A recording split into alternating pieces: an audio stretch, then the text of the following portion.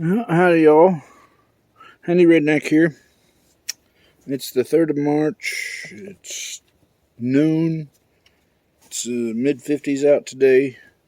And we're going to do us a little project to help our buddies, the bees, out.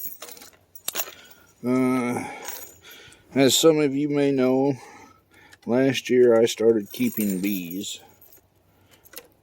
And so this year we need to feed the bees. Where I'm at was not a particularly rough winter, so the bees still have honey, but in order for them to build up and make new baby bees in time for the flowers, they need protein. And in order to get that protein, that means they're going to need pollen. That's why bees collect pollen, because pollen is protein. So we're going to make them a little feeder to give them some of this here man-made high-protein pollen substitute. And we're going to actually use this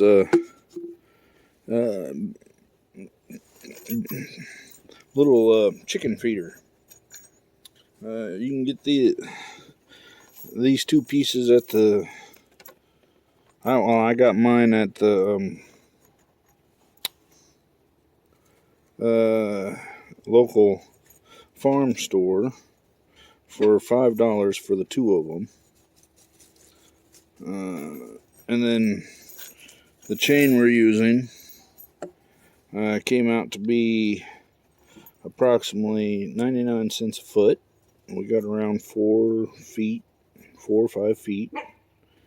And the little S hooks we'll be using, these here, came out a little over $1 a piece. So all in all, we got about $10 to $15. We'll just round up and say we got about $15 worth of materials involved. And then the bee pollen itself, that was another 15 or so dollars. But yeah, like I say, we had a relatively easy winter. So the bees still have honey.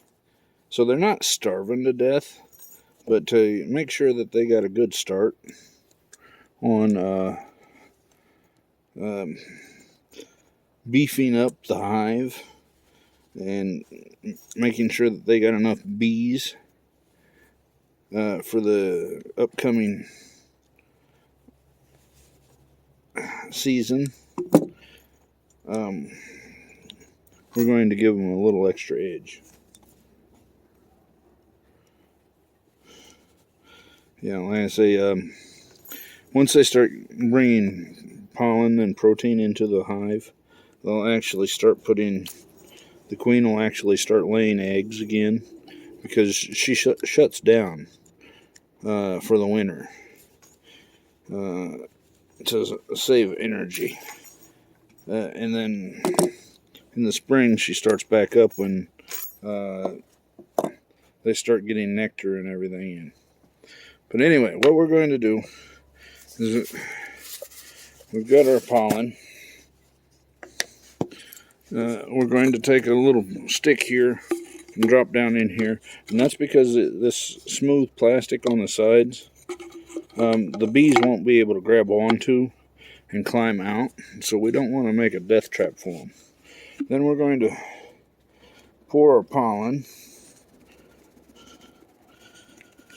And we're probably only going to fill the chicken feeder a quarter to half full, you know.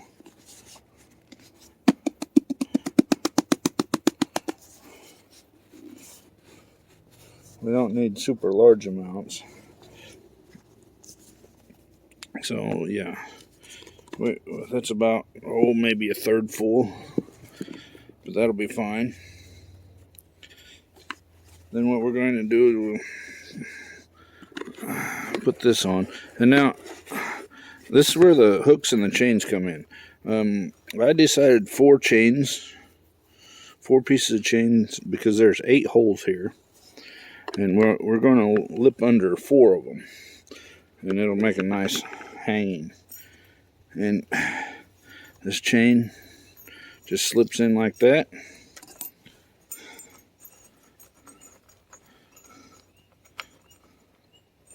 If I can get it, just like that. And we'll do 4 on 1 here. And this will be the main one that we hang from the tree or whatnot. And we're actually going to clamp this a little more closed with our pliers here.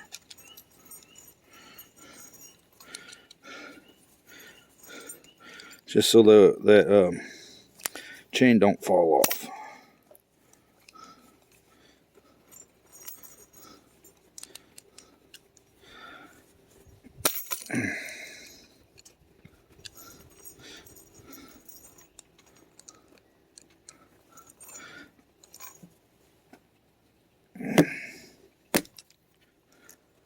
I think that'll probably do. Yeah, that'll do. Then at the other end, we'll squeeze those down too.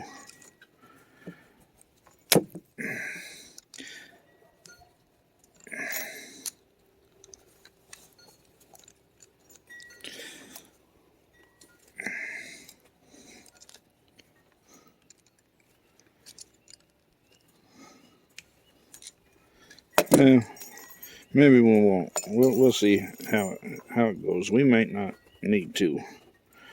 But anyway, what we're going to do is we're going to hook 4 S hooks on here.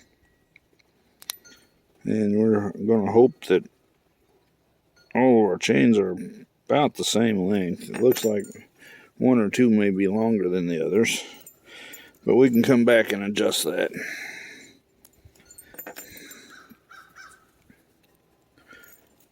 Thing is we got that in the hooks. Then we're going to hook under.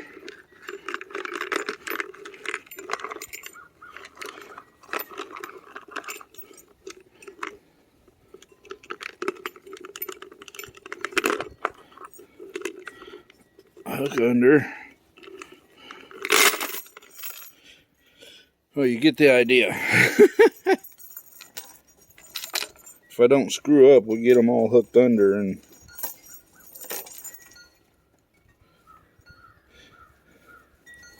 be ready to go. Alright, let's try this again. We hook under here.